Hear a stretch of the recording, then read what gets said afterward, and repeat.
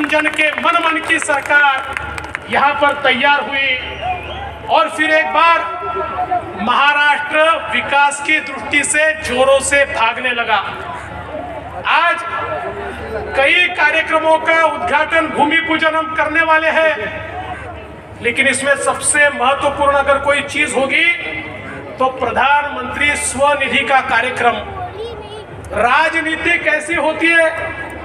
Covid के समय प्रधानमंत्री जी ने रेहड़ी पटरी वाले, फुटपाथ दुकानदार, हाथ ठेले वाले, पान ठेले वाले सभी का विचार करके उनके लिए स्वनिधि की रचना की। लेकिन महाराष्ट्र की सरकार ने तत्कालीन मुख्यमंत्री जी की अध्यक्षता में एक बैठक हुई और उस बैठक में निर्णय हुआ कि ये जो गरीबों को पैसे मिलने वाले हैं, इस योजना को स्थगित किया जाता है, इसको लागू नहीं किया जाएगा। और महाराष्ट्र के जो गरीब लोग थे, फुटपाथ दुकानदार थे, फेरी वाले थे, उनको रोक दिया गया। लेकिन वापस सरकार आने के बाद यहाँ पर हमने हमारे केंद्रीय राज्य मंत्री जी के नेतृत्व में एक बैठक की और उस बैठक में हमने ये तय किया कि मुंबई में 1 लाख रेहड़ी पटरी वालों को, फुटपाथ दुकानदारों को, फेरी वालों को हम लोग स्वनिधि का फायदा देंगे।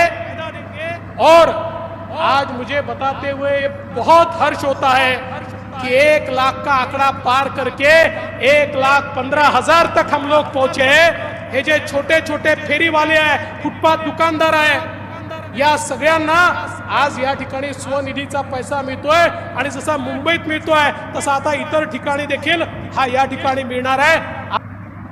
माननीय पंतप्रधानांच्या हस्ते हे काम आपण करतोय।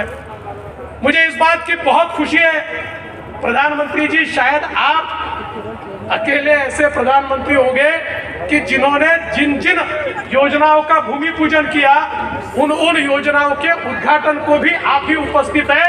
आज ये जो मेट्रो का उद्घाटन हो रहा है, 35 किलोमीटर, 35 किलोमीटर मेट्रो 7 मेट्रो 2 है, इसका भूमि पूजन भी आपने किया था और उद्घाटन भी आप कर रहे हैं। ये नया कल्चर इस भारत में और महाराष्ट्र में आपके कारण आया है, मैं इसलिए आपका आभार व्यक्त करता हूं।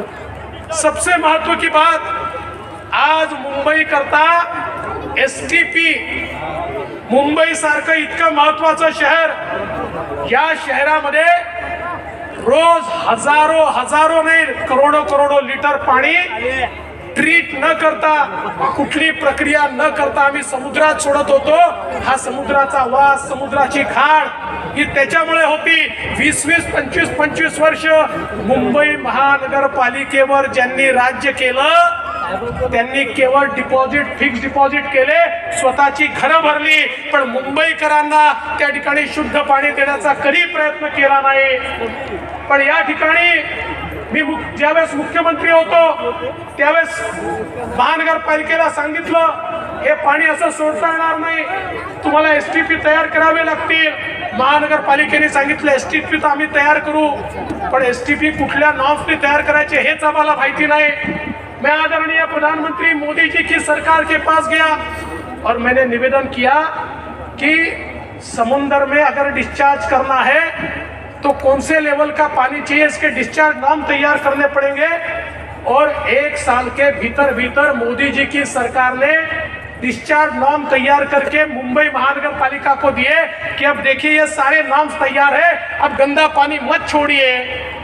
लेकिन साहब उसके बाद भी 3 साल तक मुंबई महानगर पालिका ये काम इसलिए नहीं कर पाई, करने वाले नहीं थे ऐसा नहीं था, करने वाले थे, लेकिन इनका उनसे जम नहीं रहा था। काय जमत नव्हतं माहिती है ना, हाँ वो जम नहीं रहा था और इसलिए हिस्सेदारी नहीं मिली, इसलिए उसको नहीं किया गया। लेकिन हमारी सरकार आने के बाद हमारे शिंदे जी के नेतृत्व में हमने उसको गति दी और गति के साथ उसको पूरा करने का काम अभी हो रहा है। आज उसका शिलान्यास माननीय मोदी जी के हाथों से हो रहा है और ये केवल और केवल मोदी जी आपकी सरकार के कारण संभव हुआ है, इसलिए मैं आपका बहुत आभार व्यक्त करता हूं। साथ साथ 6000 करोड़ के रास्ते, किसी ने प्रश्न पूछा कंक्रीट के रोड क्यों बनाते हो?